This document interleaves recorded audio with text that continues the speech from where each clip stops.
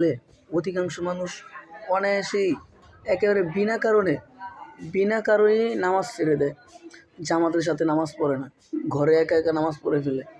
যারা অ্যাভেলেবেল নামাজ পড়ে তাদের মধ্যে অনেকেই, যারা নামাজ পড়ে না সেটা তো তাদের শাস্তি সম্পর্কে তো হাদিসে আছেই, কিন্তু যারা নামাজ পড়ে তাদের মধ্যে অনেকেই অলসতা করে ঘরে বসে নামাজ পড়ে, মসজিদে যায় না।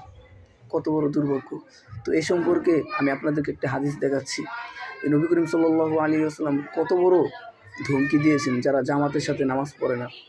এখানে দেখেন, আমি আপনাদেরকে দেখাই।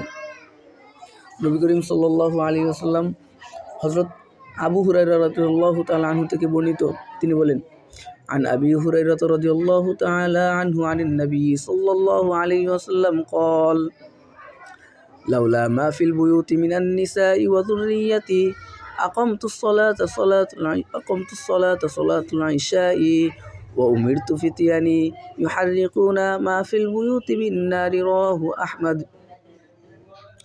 এই হাদিসের অর্থ হচ্ছে, হযরত আবু হুরায়রা রাদিয়াল্লাহু তাআলা আনহু থেকে বর্ণিত, তিনি বলেন যে যদি ঘরে মহিলারা এবং বাচ্চারা না থাকতো,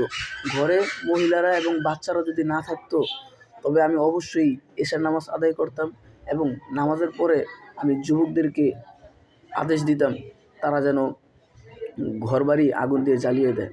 যে দেখেন, এখানে বলছে ওয়াউমিরতু ফিতিয়ানি ইউহাররিকুনা মা ফিল বুয়ুতি মিনান নারি, আমি যুবকদেরকে আদেশ দিতাম তারা যেন ঘরে যা আছে তা আগুন দিয়ে পুড়িয়ে দেয়।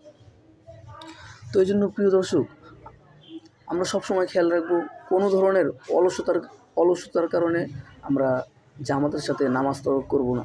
রাসূল সাল্লাল্লাহু আলাইহি ওয়াসাল্লাম, যিনি এত দয়ালু ছিলেন, উম্মতের প্রতি এতই দয়ালু ছিলেন, তিনি কতটা রাগান্বিত হলে এরকম একটা কথা বলতে পারে যে যদি ঘরে শিশু বাচ্চারা এবং মহিলারা না থাকতো তাহলে আমি ওই ঘরকে জ্বালিয়ে দিতাম। এর মানে ঘরে পুরুষ, অন্য যারা রয়েছে তাদেরকে জ্বালিয়ে দিত।